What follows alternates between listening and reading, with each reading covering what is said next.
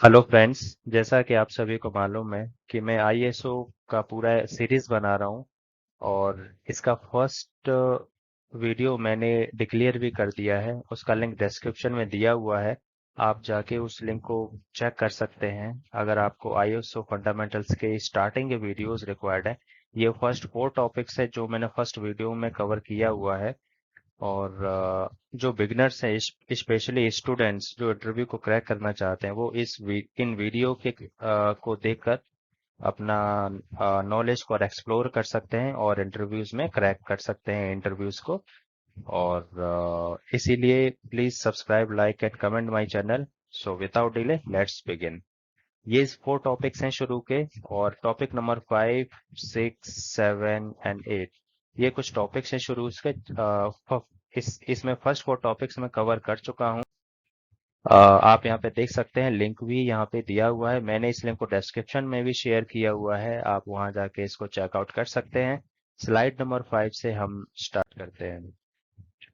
इसमें slide number 5 basically हमें क्लाउसेस के बारे में बताता है। यहाँ आईएसओ 27001 को 2 पार्ट में डिवाइड किया हुआ है।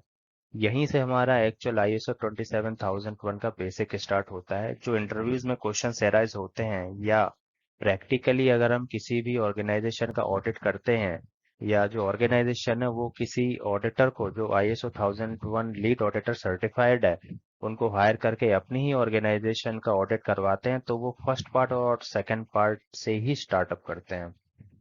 तो इसमें क्लाउसेस जो है वो एक्चुअली में फर्स्ट 2 पार्ट्स में डिवाइड है। फर्स्ट वन इज हम लोग इस चीज को डिवाइड कर रहे हैं एज अ फर्स्ट पार्ट में और सेकंड पार्ट में। फर्स्ट पार्ट के अंदर में 11 क्लाउसेस हैं जो हम इसी वीडियो में जानेंगे। और जो सेकंड पार्ट है उसको हम एनेक्शियर ए भी बोलते हैं। उसको हम लोग नेक्स्ट वीडियो जब मैं बनाऊंगा उसको उसको मैं डालूंगा तो आप उसमें से उस वाले वीडियो का रेफर कर सकते हैं, सेकंड पार्ट वाले का। और जो फर्स्ट पार्ट है वो हम लोग नेक्स्ट स्लाइड से चेक कर सकते हैं। जैसा कि यहाँ आप देख सकते हो कि 11 क्लाउसेज हैं, यहाँ पे मेंशन है 11 क्लाउसेज है। तो 11 क्लाउसेज को हम आगे और डीपली देखते हैं।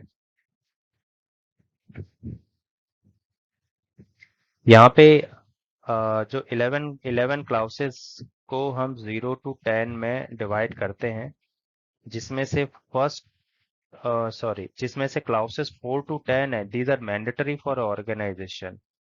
किसी भी ऑर्गेनाइजेशन का आप ऑडिट करेंगे तो क्लाउसेस 4 to 10 हर ऑर्गेनाइजेशन के लिए मैंडेटरी होगा।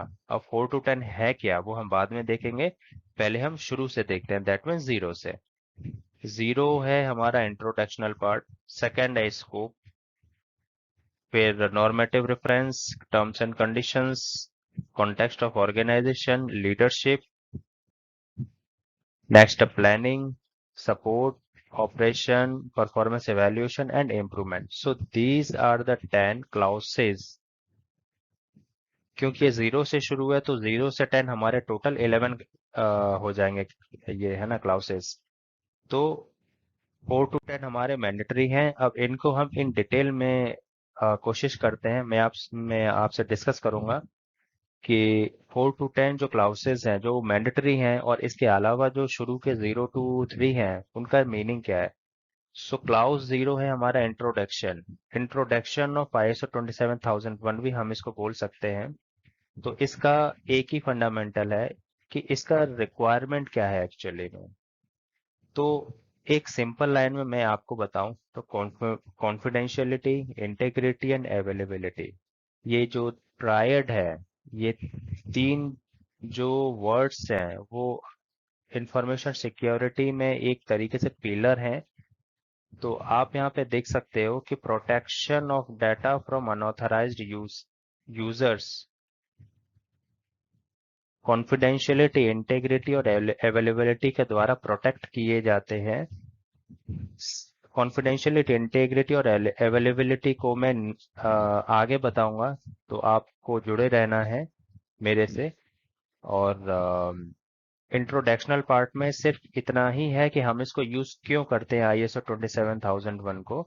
सो the answer is to protect the organisation data from unauthorised users, from unauthorised access, we are using the ISO 27001. This is the introductional part. ये कभी कभी इंटरव्यूज में पूछ लेते हैं कि इंट्रोडक्शन में क्या रहता है, तो आपको यही पूरा बताना है या सिंपली आपको बताना है कि कॉन्फिडेंशियलिटी, इंटेग्रिटी और अवेलेबिलिटी को इंश्योर करता है इंट्रोडक्शनल पार्ट, और it protects our data from unauthorised access. ये हमारा इंट्रोडक्शनल पार्ट हो गया। Now come to the scope. Scope, ये वर्ड ही हमें बता रहा है कि किसी चीज का स्कोप क्या हो सकता है। जैसे किसी का nature of business, boundaries of business, characteristics of a business, its data center locations, what technologies they are using, their assets, and what are the resources is organization is using। ये सारा का सारा हमारे स्कोप में आता है। Scope हम लोग जो बोलते हैं ना हिंदी में कि दायरा क्या है, उस चीज का बाउंड्रीज क्या है।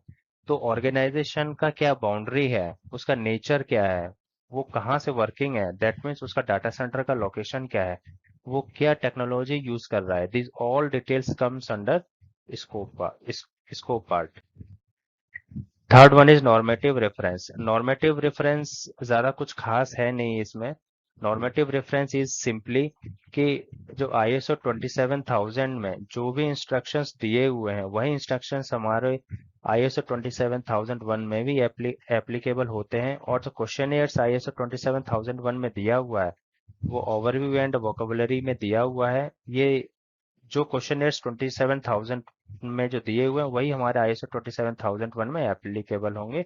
इसी चीज को हम लोग नॉर्मेटिव रेफरेंस बोलते हैं। नॉर्मेटिव रेफरेंस को जनरली हम लोग हिंदी में निर्देश बोल सकते हैं। तो ISO 27001 से हमें निर्देश ISO 27001 में रेफर किया हुआ है, इसीलिए इसको हम लोग निर्देश रेफरेंस बोल सकते हैं।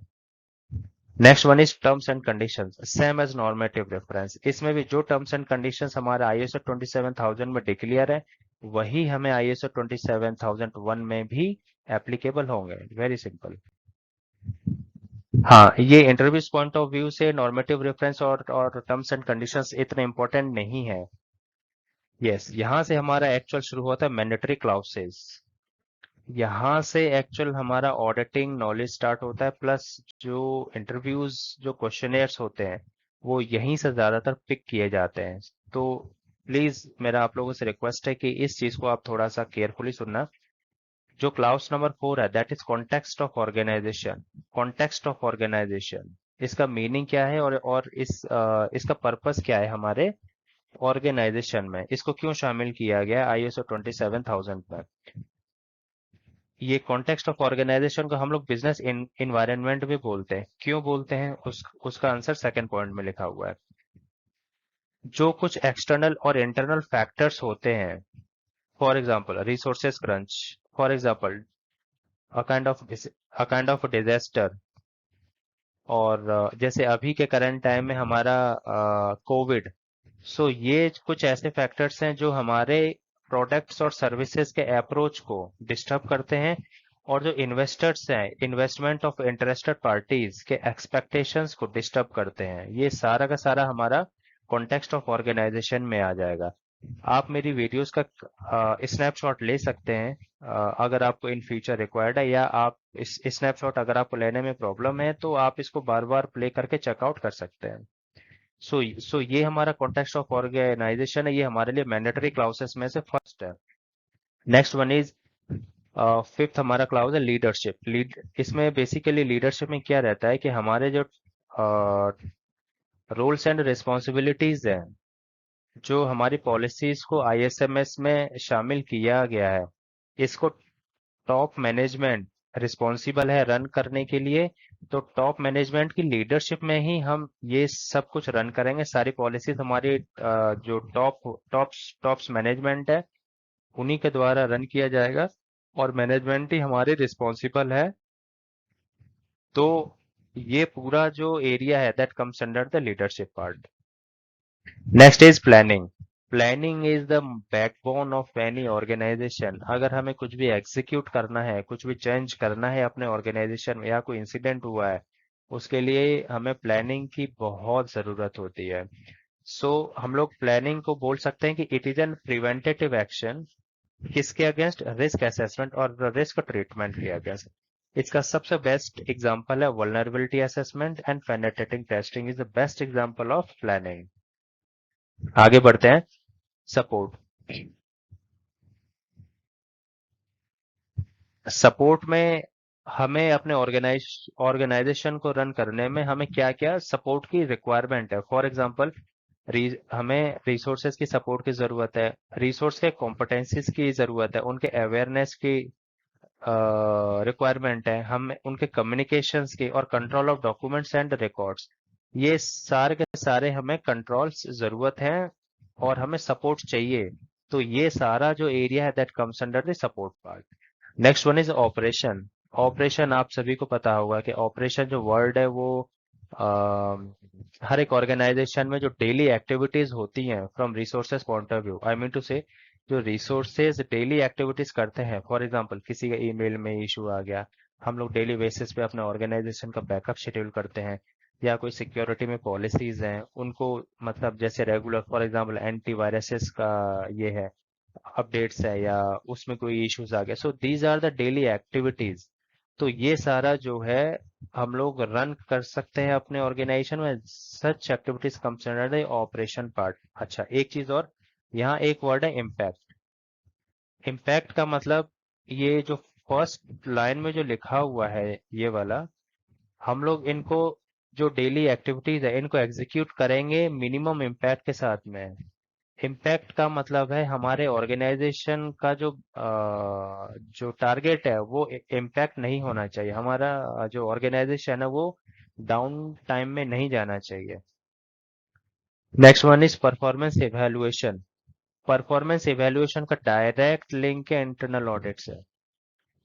परफॉर्मेंस इवैल्यूएशन को हम लोग ऐसे बोल सकते हैं कि इससे पहले जो 8 क्लाउसेस हमने जो पढ़े हैं उसको मॉनिटर करना, एनालाइज करना, इंटरनल ऑडिट के अंडर में आएगा और उसको मैनेजमेंट रिव्यू करेगा।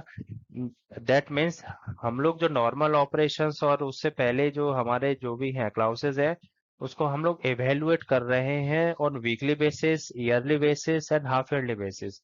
ये पूरा एरिया हमारा परफॉर्मेंस इवैल्यूएशन में आएगा। Second, the last one is improvement. Improvement is very very simple. Corrective actions हमें चाहिए होंगे विथ रेगुलर इम्प्रूवमेंट्स।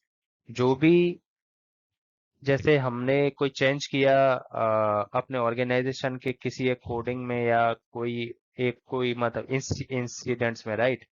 तो हमें कुछ ना कुछ इम्पैक्ट मिला होगा, तो नेक्स्ट टाइम से वो हमें इम्पैक्ट नहीं आना चाहिए। Get more practical on such incidents part. तो ये पूरा जो है हमारा इम्प्रूवमेंट क्राइटेरिया में आएगा। ये था पार्ट 1 का टोटल समरी। और जो नेक्स्ट वीडियो है वो मैं कंट्रोल्स ऑफ ISO 27001 में बनाऊंगा। और कंट्रोल्स होने के बाद में, और ये वीडियो तो कंप्लीट हो ही चुका है बाय द वे, तो ये कंट्रोल्स कंप्लीट होने के बाद में मैं इंटरव्यूज के क्वेश्चंस पब्लिश करूंगा विद आंसर्स, जो नॉर्मली ऑर्गेनाइजेशंस इंटरव्यूज में पूछे जाते हैं आपके सिलेक्शन के लिए, जो बिगनर्स के लिए बहुत ज़्यादा हेल्पफुल होंगे। बिगनर्स के अलावा जो स्टूडेंट्स हैं या जो प्रोफेशंस हैं, वो अगर इंटरव्यूज का रेडीनेस कर रहे हैं और उनको किसी तरह का सपोर्ट का रिक्वायरमेंट है, तो ये चैनल उनके लिए एक अच्छा डायरेक्शन होगा। सो प्लीज़ आप इस चीज़ को मैं पूरी कोशिश करूंगा कि मैं आपके प्रॉब्लम्स को सॉल्व आउट कर पाऊँ। सो आपको जो भी प्रॉब्लम्स हैं आप मुझे कमेंट सेक्शन में ज़रूर बताना, ताकि मैं उस चीज़ का सॉल्यूशन मैं आप लोगों तक पहुंचा पाऊँ। So take so take care friends, thank you.